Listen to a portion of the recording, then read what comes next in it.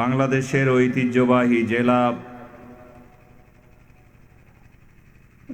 উলামা এবং আল্লাহর ওলিদের পুণ্যভূমি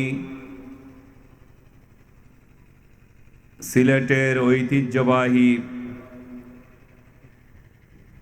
এলাকা ওসমানীনগরের আল আমিন ইসলামী যুব সংঘের উদ্যোগে আয়োজিত আজকের এই তাফসীরুল কুরআন মাহফিলের মোহতারম সভাপতি তারুণ্যদীপ্ত আলেম, অত্যন্ত উদ্যোগী এবং নিবেদিত প্রাণ আলেম, আমাদের সকলের মুরব্বী শাইখুল হাদিস তাজুল আউলিয়া নুরুদ্দিন গৌহরপুরী রহমতুল্লাহ আলাইহির সুযোগ্য সাহেবজাদা বেফাকের মহতরম সহসভাপতি এবং ঐতিহ্যবাহী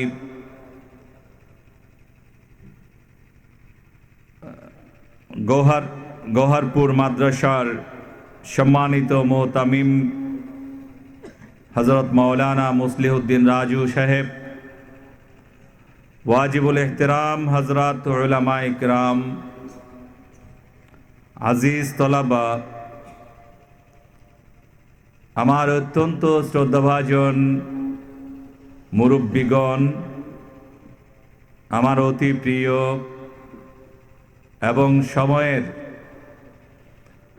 অত্যন্ত প্রয়োজনীয় যুবক তরুণ ভাই ও বন্ধুগণ, পর্দার আড়ালের মা ও বোনেরা, আমরা মূলত খুশকিসমত, আমরা অত্যন্ত সৌভাগ্যবান যে আমার এলাকার মধ্যে এমন কিছু যুবক, এমন কিছু তরুণ আছে যারা এই নাজুক অবস্থার মধ্যেও আমাদেরকে কোরআন ও হাদিসের আলোচনা করার জন্যে এবং আপনাদেরকে শোনার জন্যে এত মোবারক এবং নুরানি মাহফিলের আয়োজন করেছেন। এই জন্যে আমি সর্বপ্রথম আল আমিন ইসলামী যুব সংঘের সকল সদস্যবর্গ এবং ইসলামী যুব সংঘের সাথে যারা সংশ্লিষ্ট, যারা এর সাহায্য সহযোগিতা করেছেন, আজকের মাহফিলের যারা উপস্থিত হয়েছেন এবং যারা দূর থেকে শুনছেন, সবাইকে আল্লাহ পাক কবুল করুন, আজকের এই মাহফিলকে কবুল করুন এবং এই মাহফিলকে আমাদের সকলের জন্য নাজাতের জরিয়া করে দিন। সেই সাথে আমি যুব সংঘের সমস্ত ভাই এবং তার সহযোগীদেরকে আন্তরিক অভিনন্দন এবং মোবারকবাদ জানাচ্ছি যে এমন একটি পরিস্থিতিতে যখন সমাজের মধ্যে ব্যাপকভাবে মানুষ ঝুঁকে পড়েছে অপরাধের দিকে, নাচ গানের দিকে, গান এবং বাজনার দিকে, বাদ্যযন্ত্রের দিকে, তখন এই আল আমিন যুব সংঘের ভাইয়েরা এলাকাবাসীর সহযোগিতায় কোরআন ও হাদিসের আলোচনা শোনা এবং করানোর জন্য এই আয়োজন এবং উদ্যোগ গ্রহণ করেছেন। মূলত এই মাহফিলগুলির কারণে আমরা টিকে আছি পৃথিবী টিকে আছে, মানুষ টিকে আছে, সৃষ্টি জগৎ টিকে আছে। মাহফিলগুলিতে কোরআনের আলোচনা হয়, আল্লাহর আলোচনা হয়, আল্লাহর রসুলের আলোচনা হয়। আর যেখানেই আল্লাহর রসুলের আলোচনা হয় সেখানেই মহান রব্বুল আলামিনের পক্ষ থেকে রহমতের বৃষ্টি নাজিল হতে থাকে। আমরা যেই এলাকার মধ্যে অথবা যেই মাঠের মধ্যে বসে আছি,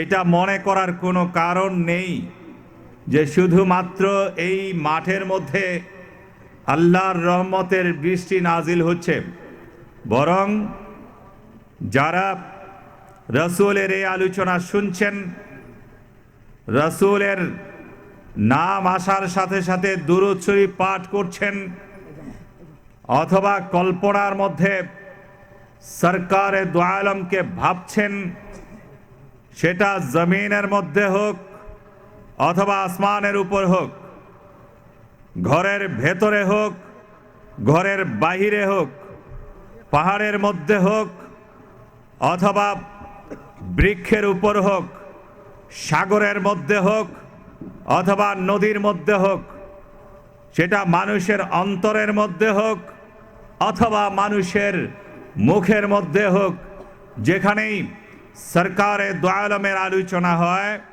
সেখানেই আল্লাহর রহমত বৃষ্টির মতো নাজিল হতে থাকে।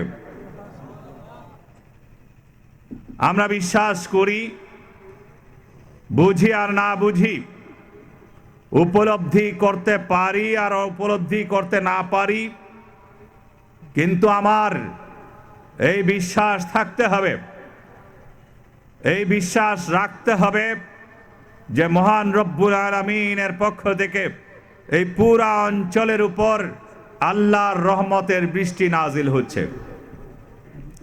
মূলত সরকারে দু আলম এই পৃথিবীতে রহমত হিসাবে প্রেরিত হয়েছেন সমগ্র জগৎবাসীকে, বিশ্ববাসীকে, সৃষ্টি জগৎকে রহমত করার জন্যই তিনি প্রেরিত হয়েছেন।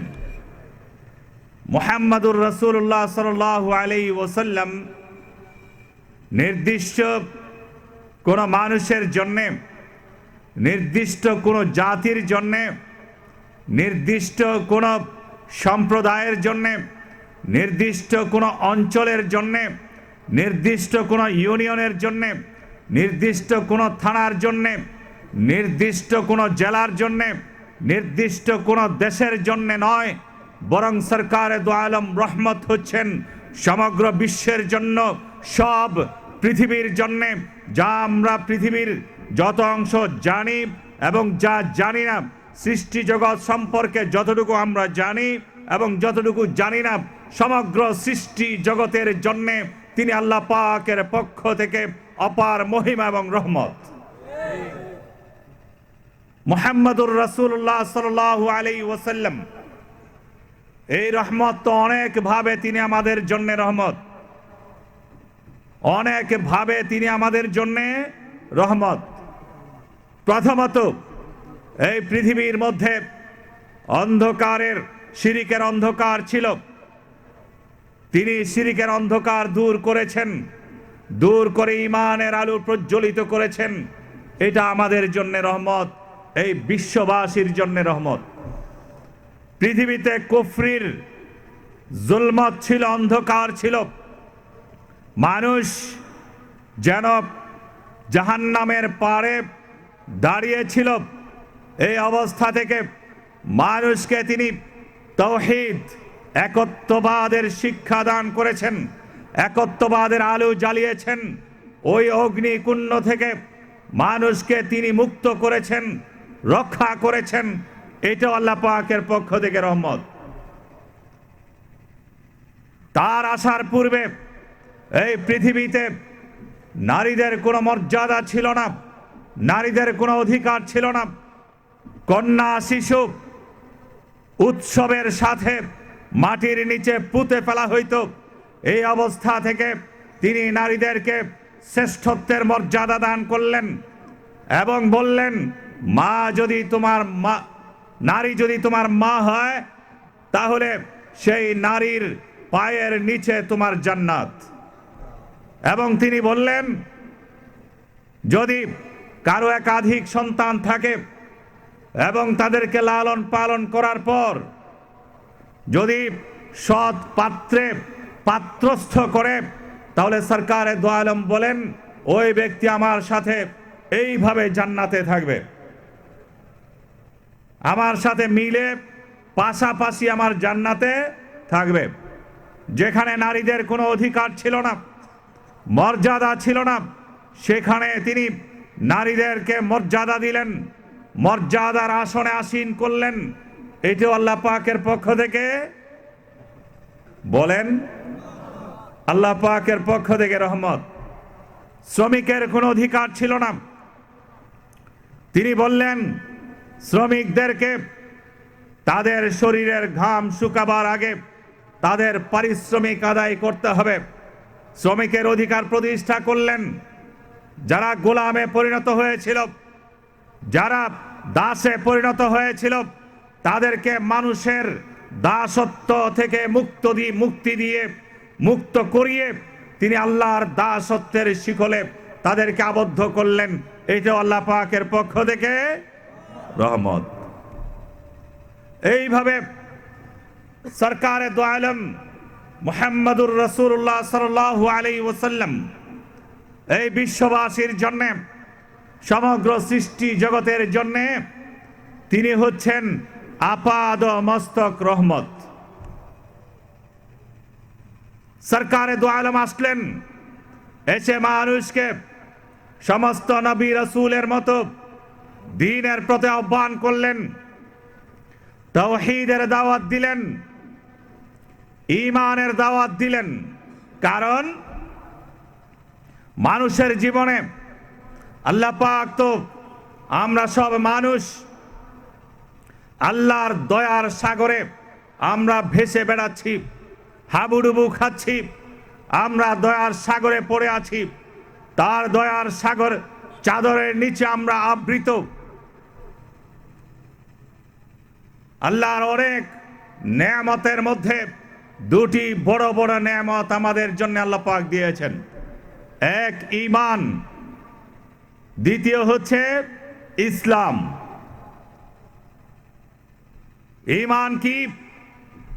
ঈমান কি সেটা আমাদেরকে বুঝতে হবে। যে আল্লাহকে এক জানা, ইকরার বিল লিসান করা, তাসদীক বিল জিনান করা, মুখে স্বীকার করা আল্লাহ এক, আল্লাহর কোনো অংশীদার নেই, আল্লাহর কোনো শরীক নেই, আল্লাহর কোনো শরীক নেই, আল্লাহর কোনো অংশীদার নেই। এই মিশন, এই পেগাম নিয়ে অসংখ্য নবী সাব এই পৃথিবীতে আগমন করেছেন। যেমন হযরত নূহ আলাইহিস সালাতু ওয়াস সালাম বলেন, ওয়ালাকাদ আরসালনা নূহান ইলা কওমিহি ফাকালা ইয়া কওমি ইবুদুল্লাহা মা লাকুম মিন ইলাহিন গায়রুহু। আল্লাহ বলেন, আমি হযরত নূহ আলাইহিস সালাতু ওয়াস সালামকে তার জাতির দিকে, তার সম্প্রদায়ের কাছে প্রেরণ করেছি। তিনি বললেন, হে আমার জাতি, হে আমার সম্প্রদায়, উবুদুল্লাহ,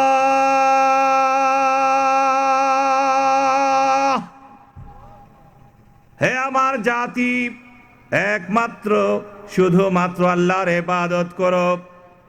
দাসত্ব কার? কার দাসত্ব করবে? একমাত্র আল্লাহর দাসত্ব করো। সন্তান চাও তো আল্লাহর কাছে চাও। মুসিবতে পড়েছ, বিপদের মধ্যে পড়েছ, বিপদ থেকে মুক্তি চাও তো আল্লাহর কাছে চাও। কার কাছে চাইবে? আল্লাহর কাছে চাইবে। উবুদুল্লাহ, নামাজ আল্লাহর জন্য হবে, ইবাদত আল্লাহর জন্য হবে, রুকু আল্লাহর জন্য হবে, সাজদা কার হবে? আপনারা কি কথা বুঝতেছেন নাকি বুঝতেছেন না?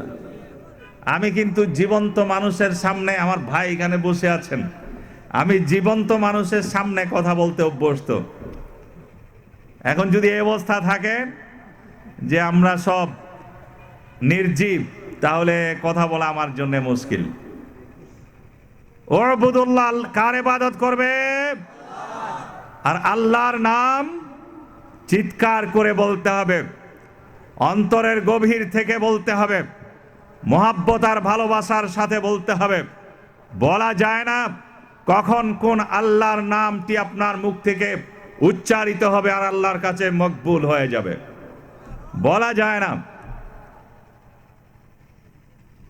হযরত নূহ আলাইহিস সালাতু ওয়াস সালাম বলছেন, বাণী কোরআনের, কার ইবাদত করবে? কার ইবাদত করবে? সেজদা কার করবে? পীরের সেজদা করা যাবে? পীরের ইবাদত করা যাবে? পীরের নামে মান্নত করা যাবে? যাবে না। আমি বলছি না, কোরআন বলে উবুদুল্লাহ, যেই কারণে আপনাদেরকে সৃষ্টি করা হয়েছে, যে কারণে মানব জাতির সৃষ্টি, সেই কাজটাই তাদেরকে করতে হবে। ওয়ামা খালাকতুল জিন্না ওয়াল ইনসা ইল্লা লিয়াবুদুন। এই জিন জাতি আর মানব জাতিকে সৃষ্টির একমাত্র উদ্দেশ্য হলো আল্লাহর ইবাদত করবে। কার ইবাদত করবে? ওয়া আনি'বুদুনি হাযা সিরাতুম মুস্তাকিম। আমার ইবাদত করবে। কার ইবাদত? আল্লাহ বলেন আমার ইবাদত করবে, শুধুমাত্র আমার ইবাদত করবে। আর আমার ইবাদত করাটাই হচ্ছে সিরাতে মুস্তাকিম। আমার ইবাদতের মাধ্যমে মানুষ জান্নাত লাভ করবে, জাহান্নামের আগুন থেকে মানুষ মুক্তি লাভ করবে। এখন যদি জাহান্নামের আগুন থেকে মুক্তি চায়, বিপদ থেকে মুক্তি চায়, নিরাপত্তা চায়, সুখ চায়, শান্তি চায়, যেতে হবে আল্লাহর দিকে, ইবাদত করতে হবে আল্লাহর। অন্য কারো ইবাদত করা যাবে না। বলতেছিলাম হযরত নূহ আলাইহিস সালাতু ওয়াস সালাম বললেন, কেন আল্লাহর ইবাদত করবে? কেন? মা লাকুম মিন ইলাহিন গায়রু। কেন করবে? আল্লাহ ছাড়া কোনো ইলাহ নেই, আল্লাহ ছাড়া কোনো মাবুদ নেই, আল্লাহ ছাড়া সৃষ্টিকর্তা নেই, আল্লাহ ছাড়া রক্ষাকর্তা নেই, এবং আল্লাহ ছাড়া বিধানদাতা নেই। কে নেই? আল্লাহ ছাড়া বিধানদাতা নেই। কে বলেন? কে বলেন? আল্লাহ বলেন।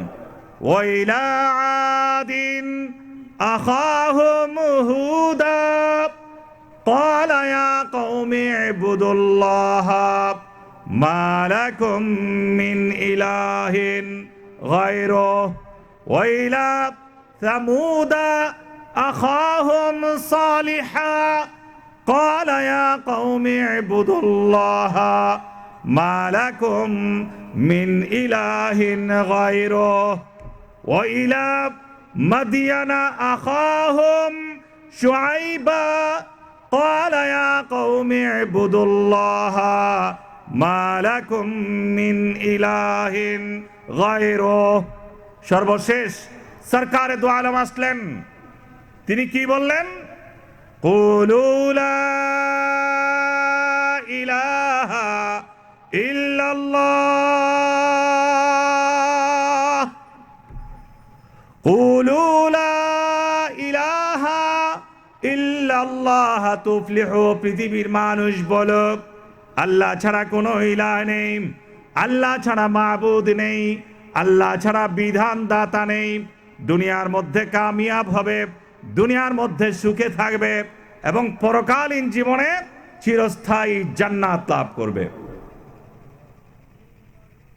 কে বলেন এটা কার কথা? এই হচ্ছে ঈমান, আল্লাহর প্রতি বিশ্বাস।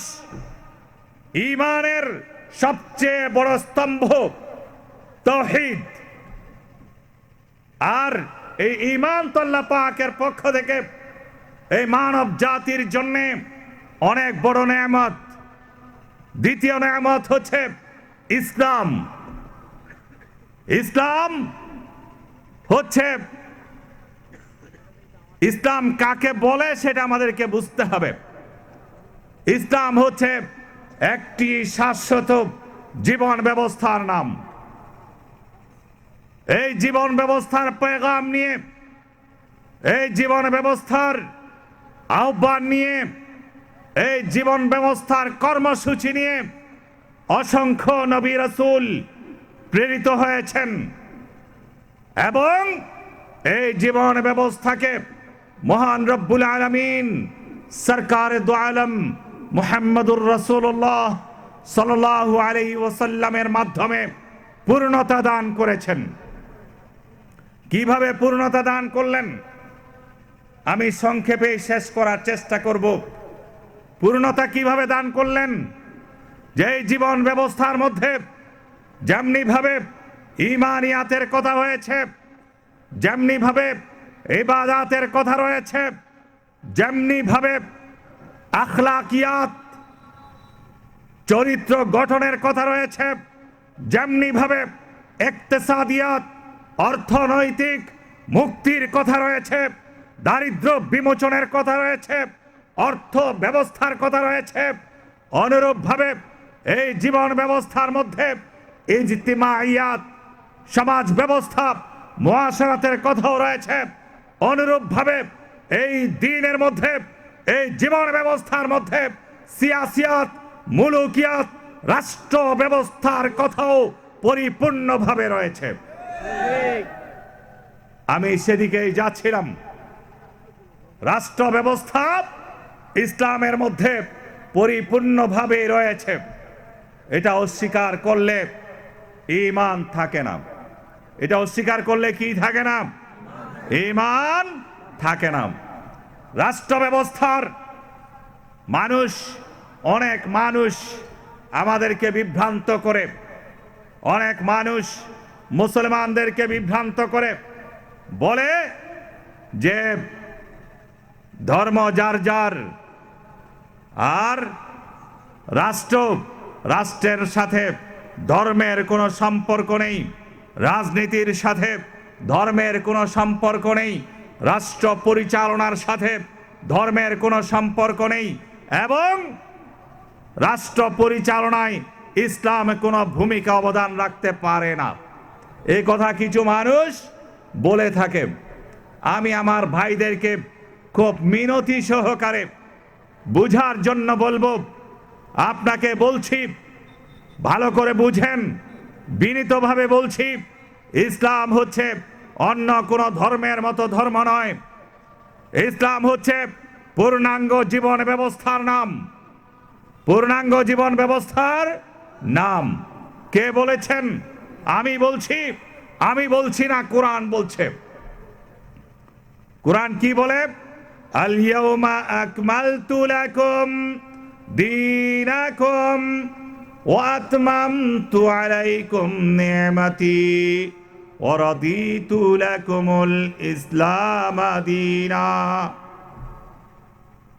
আজকের এই দিনে আমি তোমাদের জন্য তোমাদের দ্বীনকে, তোমাদের জীবন ব্যবস্থাকে পরিপূর্ণ করে দিলাম।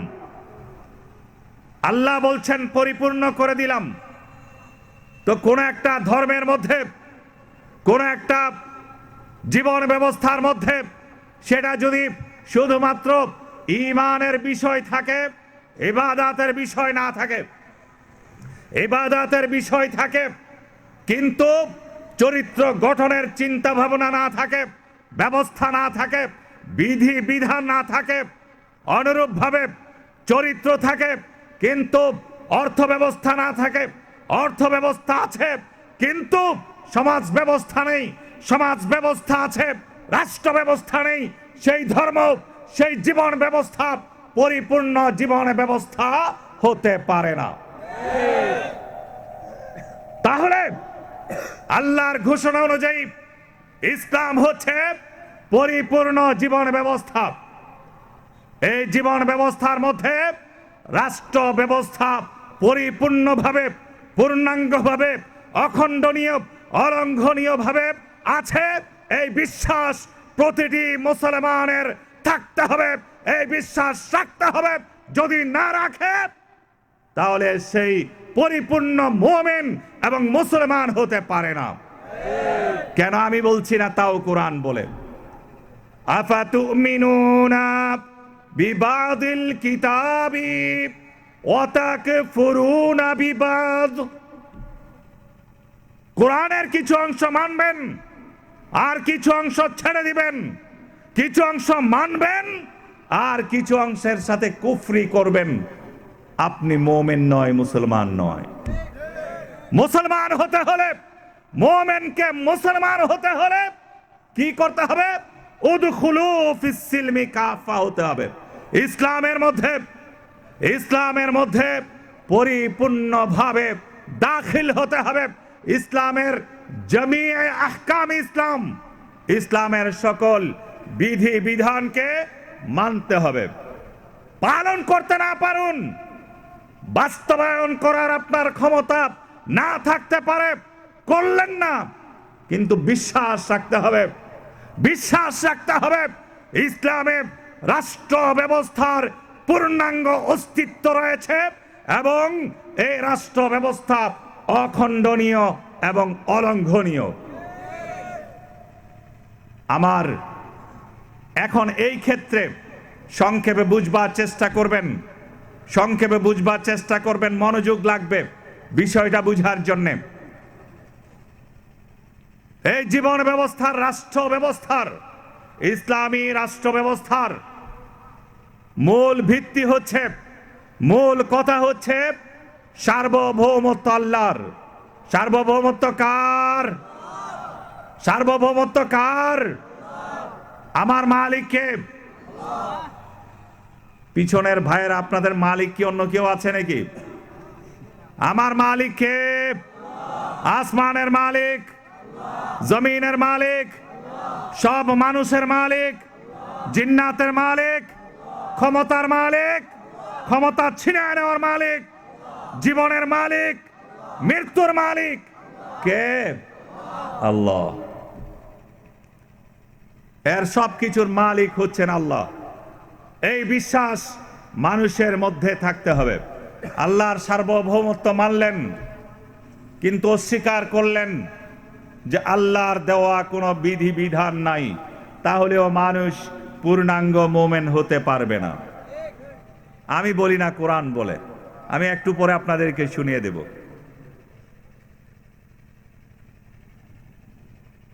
আপনি যখন আল্লাহর সার্বভৌমত্ব মেনে নিয়েছেন, মুখে স্বীকার করেছেন, অন্তরে বিশ্বাস স্থাপন করেছেন, তখন আপনাকে আল্লাহর আইন, আল্লাহর বিধান মানতে হবে এবং আপনি মানতে বাধ্য।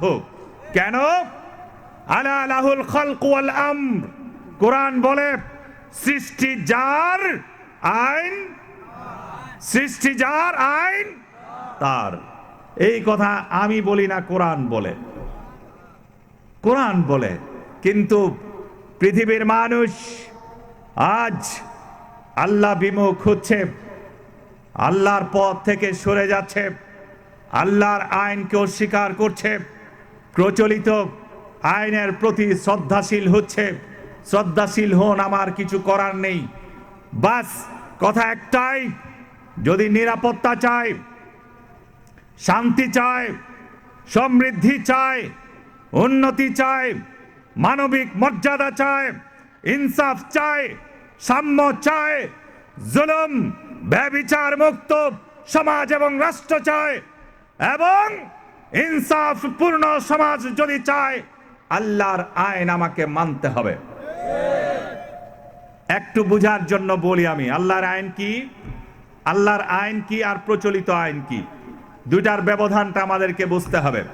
আল্লাহর আইন হচ্ছে ওই আইন যে আইনের ভিত্তি হচ্ছে ওহী, ঐশী বাণী, যা হযরতে জিবরাইল আলাইহিস সালাতু ওয়াস সালামের মাধ্যমে হুজুর আকরাম সাল্লাল্লাহু আলাইহি ওয়াসাল্লামের উপর নাজিল করা হয়েছে।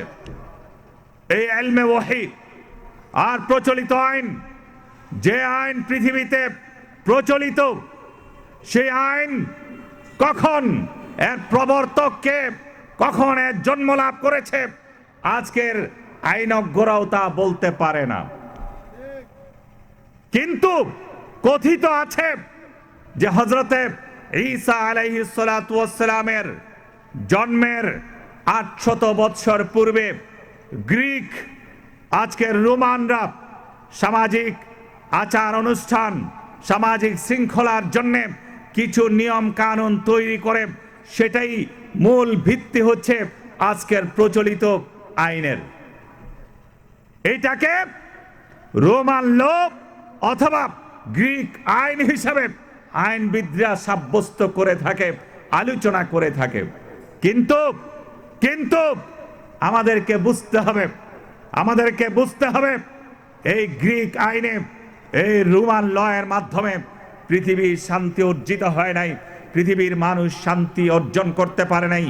আগামী কিয়ামত পর্যন্ত এই আইনের মাধ্যমে মানুষ শান্তি এবং নিরাপত্তা পেতে পারে না, পাবে না। কেন? কারণ কি? কারণ হচ্ছে এই হযরতে ঈসা আলাইহিস সালাতু ওয়াস সালামের জন্মের পর, সেই লম্বা ইতিহাস সেদিকে যাব না, তিনি নবুয়ত প্রাপ্ত হলেন, মানুষকে ঈমানের প্রতি আহ্বান করলেন, কিন্তু তাকে সময়ের ইসরাইল তাকে একটা ফাঁসির আদেশ দিল। লম্বা ইতিহাস, এটা আপনারা জানেন।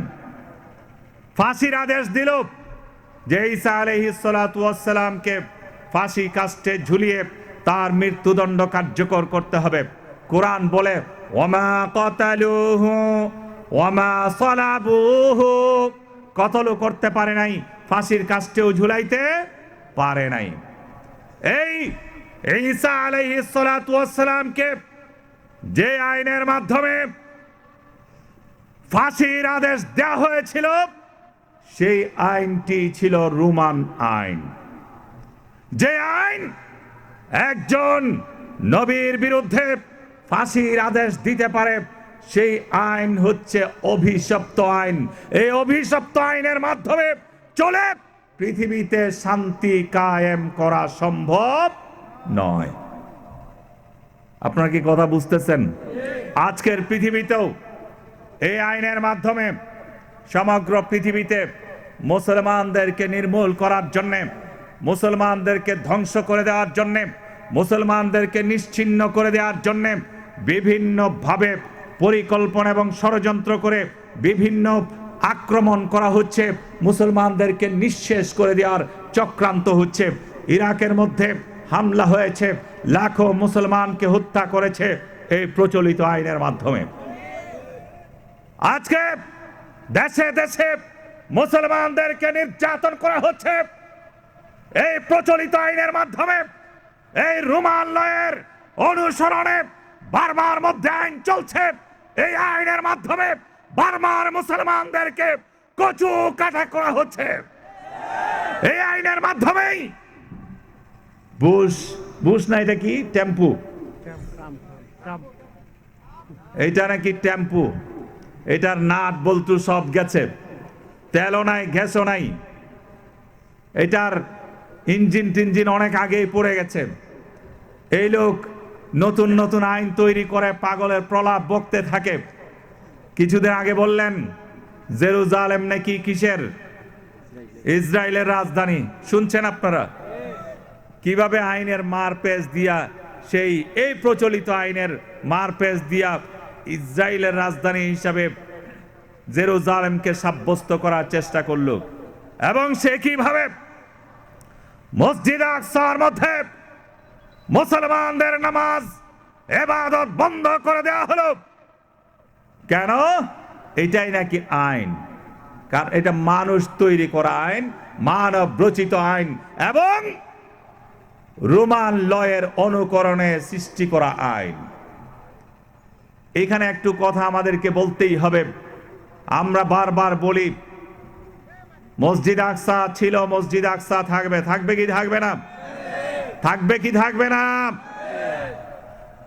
ऐ दुश्मन इस्लाम तू बर्बाद रहेगा, ऐ दुश्मन इस्लाम तू बर्बाद रहेगा, इस्लाम तो आबाद है आबाद रहेगा, इस्लाम तो आबाद है आबाद रहेगा। जो आंख गलत मस्जिद अक़सा पे उठेगी, जो आंख गलत मस्जिद अक़सा पे उठेगी, उस आंख की बीनाई सलामत न रहेगी, उस आंख की बीनाई सलामत न रहेगी। আমরা বারবার বলেছি আমরা শান্তি চাই, আমরা শৃঙ্খলা চাই, আমরা নিরাপত্তা চাই, আমরা কারো উপর আক্রমণ করতে চাই না, এবং আমরা চাই না আমাদের উপর কেউ আঙ্গুল তুলে তাকান। আমরা বলেছি কোরআনের ভাষ্য অনুযায়ী, কোরআনের বিধান অনুযায়ী মসজিদ আকসা মুসলমানের, জেরুজালেম মুসলমানের। অতএব মসজিদ আকসার দিকে যেই চোখ উঠবে, যেই চোখ উপড়ে ফেলা হবে, যেই হাত মসজিদ আকসার দিকে উঠবে, সেই হাত ভেঙে গুড়িয়ে দেওয়া হবে।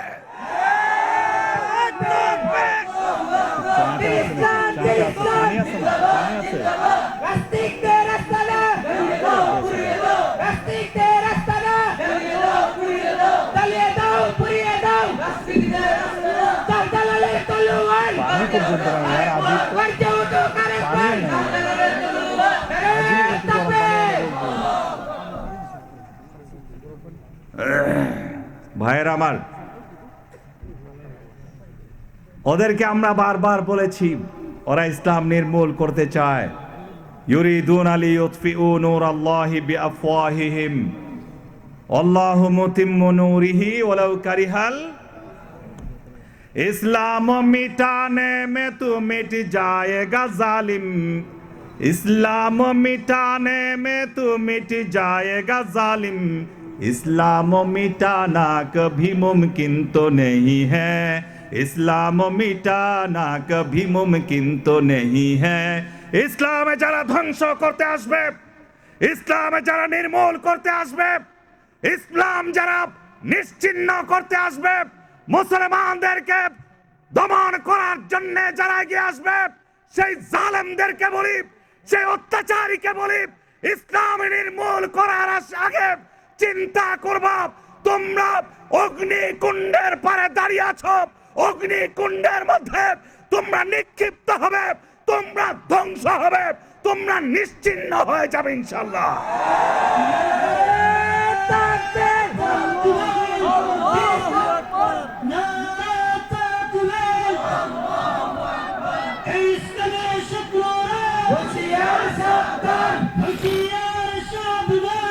রাখেন রাখেন আপনারা কি, আরে ভাই রাখেন, আপনারা কি আল্লাহু আকবার বলতে ভয় করেন নাকি? আল্লাহু আকবার বলতে এত আফসোস, এত চিন্তা। মানুষ মুসলমান যখন এই বিশ্বাস স্থাপন করবে আল্লাহ সুপার পাওয়ার, পরাশক্তি আল্লাহ, আল্লাহ ছাড়া কাউকে ভয় করি না, তখন মুসলমানের সামনে কোন পরাশক্তি দাঁড়াইতে পারে নাই, কিয়ামত পর্যন্ত দাঁড়াতে পারবে না ইনশাআল্লাহ।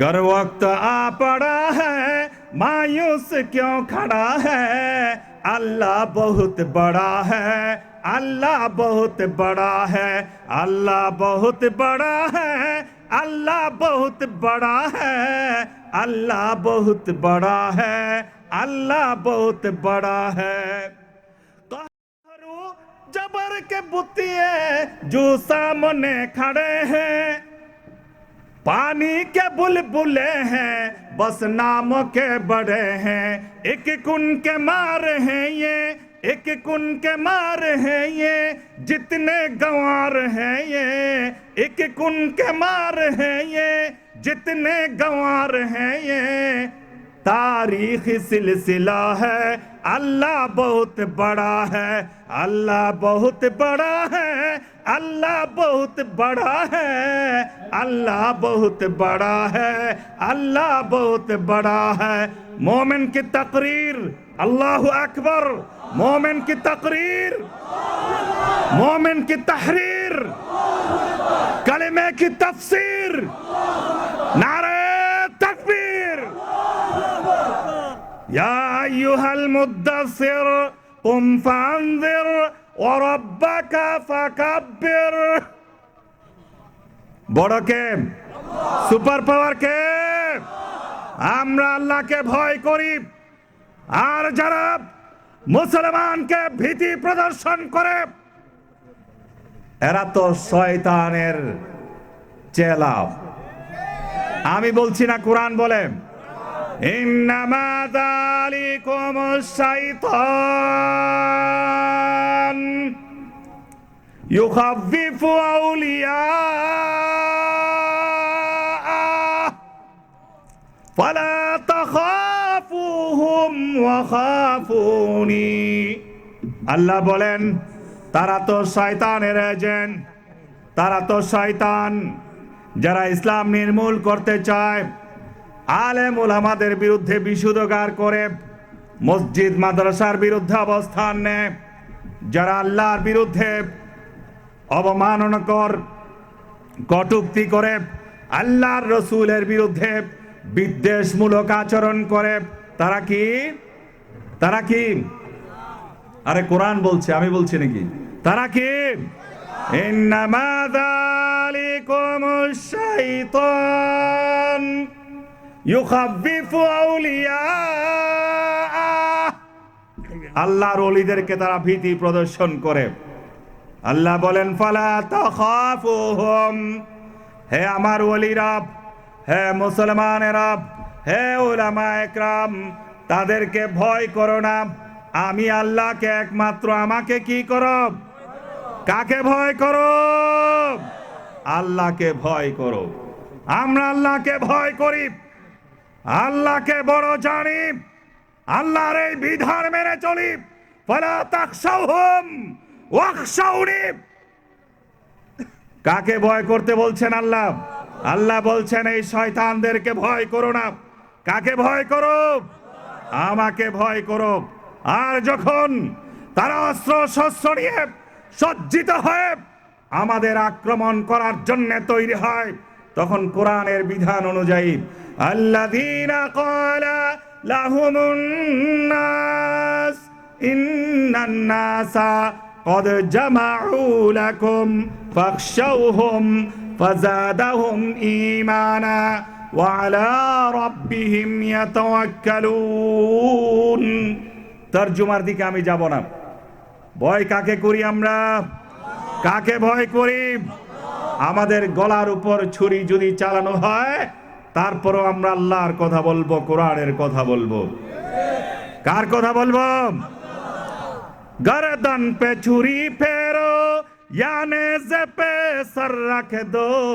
हर हाल में हमको तो कुरान सुनाना है गर्दन पे छुरी फेरो या नेज़ पे सर रख दो हर हाल में हमको तो कुरान सुनाना है সর্বাবস্থায় আমাদের কি শুনাইতে হবে কোরআনের কথা আমাদেরকে শুনাইতে হবে আমি কোথায় ছিলাম আপনাদের মনে আছে কোথায় ছিলাম মনে আছে রোমান ল ভুলে গেছেন মনোযোগ আছে আপনাদের রোমান ল এই লোভ যে লোভ যে আইন একজন নবীর বিরুদ্ধে ফাঁসির আদেশ দিতে পারে যে আইনের মাধ্যমে আল্লাহ ওয়ালাদের আল্লাহর নবী আল্লাহর মেসেঞ্জার আল্লাহর পয়গম্বরকে ফাঁসির আদেশ দিতে পারে সেই আইন শান্তি দিতে পারে না সেই আইন হচ্ছে অভিশপ্ত আইন আল্লাহু আকবার নবীদের শত্রুরা হুঁশিয়ার সাবধান নবীদের শত্রুরা হুঁশিয়ার সাবধান বাতিকে রাস্তা না দাঁড়িয়ে দাও থেকে নাম সাজালে তলোয়ার গর্জে উঠো করকবার সাজালে তলোয়ার তাকবীর আমি বলতেছিলাম একটু পার্থক্যটা কয়েক মিনিটের মধ্যে আমি বুঝাইয়া দেই তাহলে ইসলামী আইন ইসলামিক আইন কার আইন আল্লাহর আইন আর প্রচলিত যে আইন সেই আইন কার মানব রচিত আইন কার আইন মানব রচিত আইন এই আইনের মধ্যে পার্থক্য অনেক বুঝতে হবে আইন তৈরি করার জন্য ন্যূনতম 4টি গুণের প্রয়োজন হয় এক ইলমে মুহিত বা ইলমে মুতলকের প্রয়োজন সর্বব্যাপী জ্ঞান থাকতে হবে সর্বব্যাপী কি থাকতে হবে জ্ঞান থাকতে হবে দুনিয়ার জ্ঞান থাকতে হবে জমিনের জ্ঞান থাকতে হবে জমিনের নিচের জ্ঞান থাকতে হবে আসমানের জ্ঞান থাকতে হবে মৃত্যুর পরের সর্বব্যাপী মৃত্যুর পরে কি হবে না হবে সেই সম্পর্কেও জ্ঞান থাকতে হবে মানুষ সম্পর্কে আল্লাহ পাক বলেছেন মানুষ সম্পর্কে আল্লাহ পাক বলেছেন ওমা উতিতুম মিনাল ইলমি ইল্লা কলিলা অল্প সামান্য জ্ঞান দান করা হয়েছে আর আল্লাহর জ্ঞান ইয়ালামু খাইনাতাল আয়ুন ওয়ামা তুখফি সুদূর ওয়ামা তাসকুতু মিন ওয়ারাকাতিন ইল্লা ইয়ালামুহা ইয়ালামু মা ইয়ালিজু ফিল আরদি ওয়ামা ইয়াখরুজু মিনহা ওয়ামা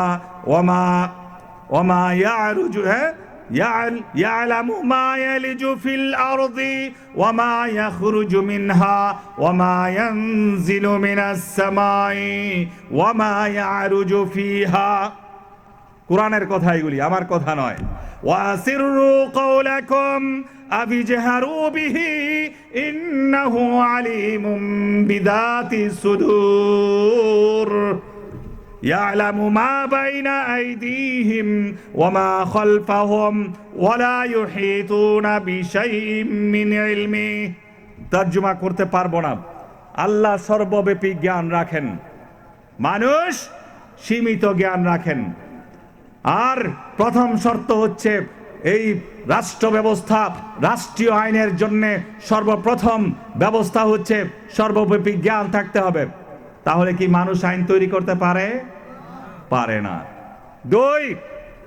দুই চির দয়াবান হতে হবে রহমান রহিম হতে হবে মানুষ কি রহমান রহিম দয়ালু মানুষ একজন আরেকজনকে কিভাবে ঘায়েল করবে বিদ্বেষমূলক ভাবে প্রতিহিংসামূলক ভাবে আইন তৈরি হয় এবং সেই আইন দ্বারা মানুষের বিচার হয়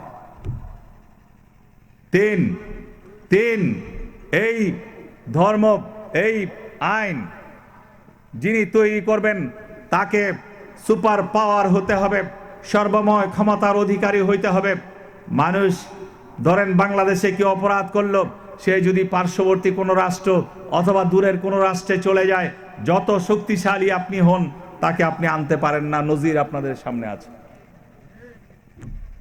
কিন্তু আল্লাহ এমন পাওয়ারফুল ইন্নাল্লাহ আলা কুল্লি শাইইন কাদির ফাইনাল মাফার পালানোর কোনো জায়গা নেই আসমানের উপরে যাও আল্লাহ আছেন সাত তবকা জমিনের নিচে যাও আল্লাহ আছেন, পাথরের নিচে যান আল্লাহ আছেন, যেখানে যাবেন সেখানে আল্লাহ আছেন। আল্লাহর পাকড়াও থেকে, আল্লাহর ধরা থেকে কেউ বাঁচতে পারে না। আর 4 নাম্বার হচ্ছে নিরপেক্ষ হতে হবে। কি হতে হবে? মানুষ কি নিরপেক্ষ? মানুষ নিরপেক্ষ হইতে পারে? অসম্ভব। আল্লাহর চেয়ে বড় নিরপেক্ষ কোনো এর পক্ষে ওর পক্ষে নেই। সবগুলি মানুষের মধ্যে পক্ষপাতিত্বহীনভাবে তিনি আইন দিতে পারেন। আর জাগতিক আইন, আমি শেষ দিকে আসছি। জাগতিক আইন কিরকম? এই জাগতিক আইনের মধ্যে বিষয়গুলি অনেক বিস্তারিত, যদি আলোচনা করি অনেক বড় আলোচনা করতে হবে। এক, এই আইনগুলি অত্যন্ত জটিল। 2, অর্থবহুল। 3 এটা সময়বহুল। 4, বিচারহীনতা। কেমন? ইসলামী আইন বলে কোন কেউ অপরাধ করলে 3 দিনের ভিতর তার বিরুদ্ধে ব্যবস্থা গ্রহণ করে তার বিচার করতে হবে। সকালে মামলা দায়ের, দুপুরে বিচার, বিকালে শাস্তি প্রয়োগ। যদি 3 দিনের উপরে রাখতে হয়, ইসলামের বিধান অনুযায়ী রাষ্ট্রপতি অথবা আমিরুল মুমিনিনের অনুমতি নিতে হবে, রাখা যাবে না এর বাইরে। আর প্রচলিত আইন তো আপনারা জানেন কিরকম। প্রচলিত আইন, যদি টাকার বস্তার পর বস্তা খরচ হবে কিন্তু বিচার পাবেন না, সময় ক্ষপণ হতে থাকবে। এই জন্য কেউ বলে যে প্রচলিত আইনে যদি কেউ বিচার পেতে চায় তাকে কি করতে হবে? তাকে হযরতে নূহ আলাইহিস সালাতু ওয়াস সালামের মতো হায়াতের প্রয়োজন হবে। কার মতো? নূহ আলাইহিস সালাতু ওয়াস সালামের মতো। উনি তো 950 বছর দাওয়াতই দিয়েছেন ইসলামের। দাউতু কওমি ইলাইলা ওয়া নাহারা। কার মতো হায়াতের প্রয়োজন? নূহ আলাইহিস সালাতু ওয়াস সালামের মতো। আর টাকা কার মতো লাগবে? বলে যে কারুনের মতো খজিনার প্রয়োজন হবে, অঢেল ধন সম্পদের প্রয়োজন হবে বিচার পাওয়ার জন্য। 3, হযরতে আইয়ুব আলাইহিস সালাতু ওয়াস সালামের মতো সবরেরও প্রয়োজন হবে। টাকাও খরচ করবেন, সবরও আপনাকে করতে হবে, তাহলে আপনি বিচারের একটা চিন্তা ভাবনা করতে পারেন। আমাদের দেশের এক বুদ্ধিজীবী, সঠিক বুদ্ধিজীবী, এখনকার মতো পাগলা বুদ্ধিজীবী না যারা বুদ্ধি বিক্রি করে করে খায়, এগুলির মতো। এটা তো পাগল, মুরগি চোর টোর, এটি তো অন্য কিছু। তো তিনি বলেন, যদি দুই গরিব মানুষ যদি কোনো মামলার মধ্যে জড়িয়ে যায় তাহলে 2 গরিবই ধ্বংস। যদি একজন গরিব আরেকজন ধনী, এই 2 জন মানুষ যদি মামলায় জড়িয়ে যায় তাহলে গরিব ধ্বংস। আর যদি 2 জন ধনী মানুষ মামলায় জড়িয়ে যায় তাহলে আইন ধ্বংস। আমাদের দেশে এরকম হয় কি হয় না? আপনাদের অভিজ্ঞতা আছে অনেকের। তাহলে প্রচলিত আইনের মাধ্যমে মানুষ ন্যায় বিচার পেতে পারে না, শান্তি পেতে পারে না। যদি শান্তি পেতে চান, যদি সুখ পেতে চান, যদি সমৃদ্ধি পেতে চান, ইনসাফ পেতে চান, আপনাকে আমাকে ইসলামী আইনের দিকেই ফিরে যেতে হবে। কোন ইসলামী আইন? যে আইন আল্লাহ পাক দান করেছেন। আমি বিস্তারিত ব্যাখ্যা করার আমার সুযোগ নেই, রাত অনেক হয়ে গেছে, আপনারাও বিক্ষিপ্ত অবস্থায় আছেন। আর আমি যে মঞ্চে কথা বলতে অভ্যস্ত, আলহামদুলিল্লাহ অনেক সুন্দর হয়েছে। তো আপনাদের নির্জীব অবস্থাটাও আমি দেখলাম। আল্লাহ পাক এটাকেও কবুল করুক। আমাদেরকে আল্লাহ পাক আল্লাহর জমিন, আল্লাহর দ্বীন কায়েম করার তৌফিক দান করুক। এই যে রাষ্ট্র ব্যবস্থার সংক্ষিপ্ত, আমি শুধু আইনের বিষয়টা আপনাদের সামনে তুলে ধরলাম একজন ইসলামী আইনের ছাত্র হিসাবে। আমি মনে করি এতটুকুর মধ্যে যদি আমরা বুঝি এবং বিশ্বাস করি, ইনিল হুকমু ইল্লা লিল্লাহ, একমাত্র আইন কার? ওয়ামান লাম ইয়াহকুম বিমা আনজালাল্লাহু ফাউলাইকা হুমুল কাফিরুন ফাউলাইকা হুমুজ জালিমুন। আল্লাহ বলেন, আল্লাহর নাযিলকৃত, আল্লাহর দেওয়া বিধান অনুযায়ী যদি বিচার না হয় তাহলে সেই কাফের, সেই জালেম। আর ফালা ওয়ারাব্বিকা লা ইউমিনুনা হাত্তা ইউহাক্কিমুকা ফিমা শাজারা বাইনাহুম। আল্লাহ কসম করে বলেন, যতক্ষণ পর্যন্ত হে মুহাম্মদ, সবাই সাল্লাল্লাহু আলাইহি ওয়াসাল্লাম বলেন, সাল্লাল্লাহু আলাইহি ওয়াসাল্লাম আপনাকে বিচারক না মানবে, সালিসী না মানবে, আমার দেওয়া বিধান অনুযায়ী আপনি ফয়সালা করবেন, সেই ফয়সালা না মানবে, ফালা ওয়ারাব্বিকা লা ইউমিনুন, আল্লাহ কসম করে বলেন তারা মুমিন নয়। এখন চিন্তা করেন আমরা মুমিন হব নাকি হব না, পরিপূর্ণভাবে ইসলামের মধ্যে আমরা দাখিল হব না, এটা আমাদের বিশ্বাস করতে হবে, আমাদের সিদ্ধান্ত নিতে হবে। আমি আবেদন করব, শান্তি চাই, সুখ চাই, দুনিয়ার মধ্যে সমৃদ্ধি চাই, আখিরাতের মধ্যে মুক্তি চাই, তাহলে আমাকে ইসলামকে মানতে হবে, পরিপূর্ণ ইসলামকে মানতে হবে। রব্বি জাআল হাযা বালাদান আমিনা ওয়ারযুক আহলাহু মিনাস সামারাতি রিজকান মান আমানা মিনহুম বিল্লাহি ওয়াল ইয়াউমিল আখির ক্বালা ওয়া মান কাফারা ফাউমাত্তিউহু ক্বালিলা সুম্মা আযতারুহু ইলা আযাবিন নারি ওয়া বিইসাল মাসীর।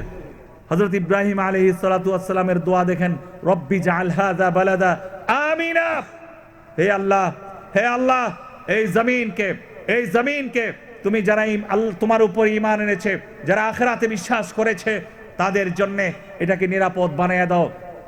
ব্যবস্থার নাম নিরাপত্তা নয়, ব্যবস্থার নাম নিরাপত্তা নয়। থানা আছে, নিরাপত্তা ব্যবস্থা আছে, এর নাম নিরাপত্তা নয়। নিরাপত্তা মনের দিক থেকে পেতে হবে। টাকা শান্তির সমস্ত উপায় উপকরণ আছে, কিন্তু ঘরে শান্তি নাই, মারামারি কাটাকাটি চলছে, ঝগড়া চলছে। আমার মনে হয় উসমানী নগরের মধ্যে সব মানুষ সুখী আছেন, শান্তিতে আছেন, এই সমাজ মনে হয় অনেক শান্তিতে আছেন, এরকম মনে হয়, তাই না? আল্লাহ পাক সুখী করুন, শান্তিতে করুন।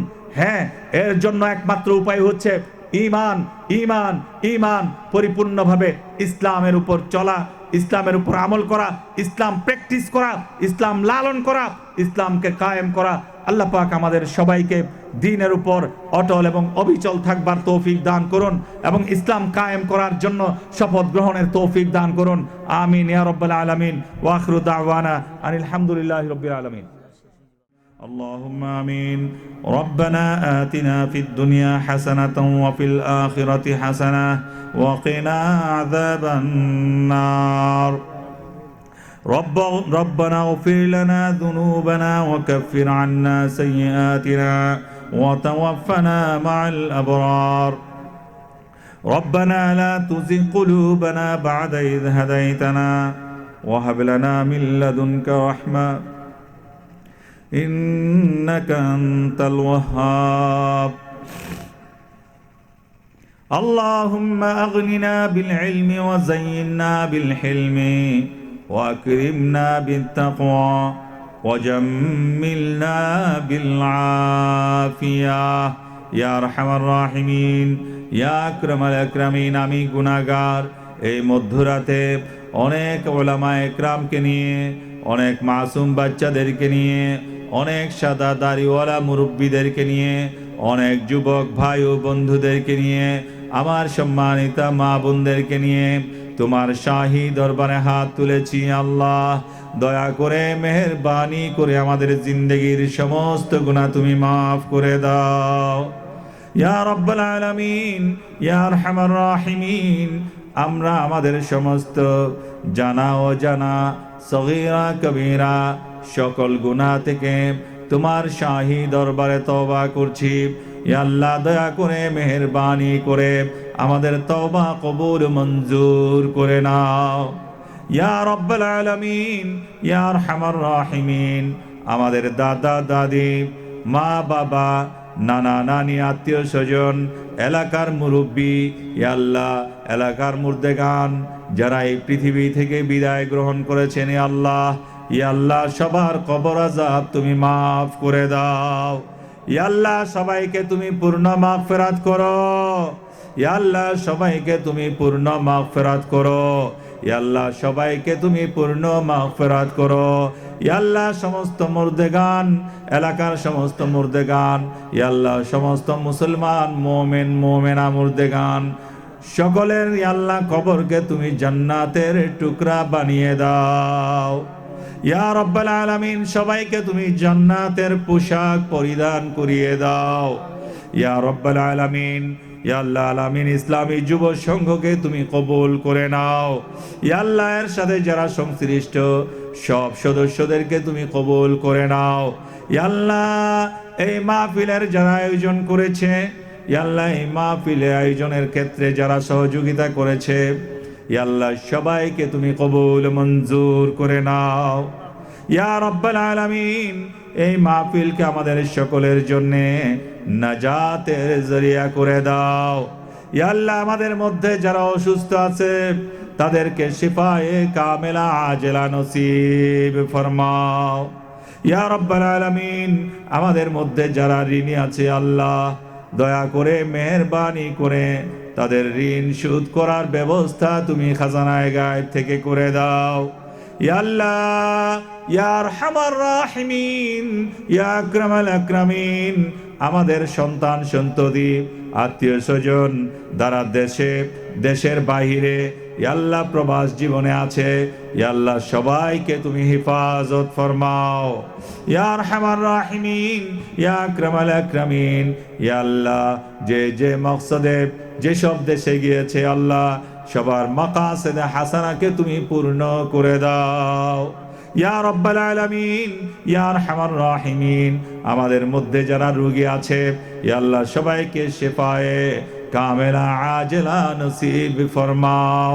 ইয়া আরহামার রাহিমিন, ইয়া আকরামাল আকরামিন, তোমার জমিনে তোমার দ্বীন কায়েম করার তৌফিক দান করো। ইয়া রব্বাল আলামিন, ইয়া আরহামার রাহিমিন, আমাদের মুনাজাতকে তুমি কবুল মঞ্জুর করে নাও। ইয়া আল্লাহ, যে সমস্ত ভাইরা দোয়া চেয়েছেন ইয়া আল্লাহ তাদের মনের কথা, মনের মাকসাদের কথা, মনের উদ্দেশ্যের কথা, মনের কল্পনার কথা, মনের ভাবনার কথা আমরা যা জানি, আমরা যা চাই ইয়া আল্লাহ তুমি তার চেয়ে অনেক বেশি জানো ইয়া আল্লাহ তাদের সকলের মনের নেক ইয়া আল্লাহ মাকাসিদে হাসানা ইয়া আল্লাহ মুবাহাজাত তুমি পূর্ণ করে দাও। রব্বানা ইয়া রব্বানা कर ले तू मकबूल मेरे ये दुआ, जिसे चाहे तू दे दुनिया की दौलत, हमें मस्ते मदीना कर खुदाया, जिसे चाहे तू दे दुनिया की हशमत, हमें उश्शाक काबा कर खुदाया। ना अमेरिका ना लंदन से हो निस्बत, हमें मस्ते मदीना कर खुदाया। रब्बना या रब्बना कर ले तू मकबूल मेरे ये दुआ। या रहमान राहिमीन, या अक्रमल अक्रमीन, या अल्लाह का इनामदार अहमद मुज्तबा मोहम्मद मुस्तफ़ा रहमतुल्लिल आलमीन सरकार दो आलमेर वसीलाय या अल्लाह আমাদের দোয়াকে কবুল মঞ্জুর করে নাও। ইয়া আল্লাহ আমাদের পাপী চেহারার দিকে না তাকিয়ে ইয়া আল্লাহ ওই নূরের নূরানি চেহারার দিকে তাকিয়ে আল্লাহ ওই মুবারক চেহারার দিকে তাকিয়ে তুমি আমাদের দোয়াকে কবুল মঞ্জুর করে নাও। ইয়া আল্লাহ সমস্ত আম্বিয়া একরাম, সমস্ত সাহাবা একরাম, সমস্ত তাবেঈন তবে তাবেঈন, সমস্ত আইম্মায়ে মুজতাহিদিন, ইয়া আল্লাহ সমস্ত গৌস কুতুব আবদাল, সমস্ত আসলাফ ও আকাবের, সমস্ত মুজুরগানে দ্বীনের ওসিলায় আমাদের দোয়াকে তুমি কবুল মঞ্জুর করে নাও। রব্বানা তাকাব্বাল মিন্না ইন্নাকা আনতাস সামিউল আলিম ওয়া তুব আলাইনা ইয়া মাওলানা ইন্নাকা আনতাত তাওয়াবুর রহিম বিহাক্কি লা ইলাহা ইল্লাল্লাহু মুহাম্মাদুর রাসূলুল্লাহ।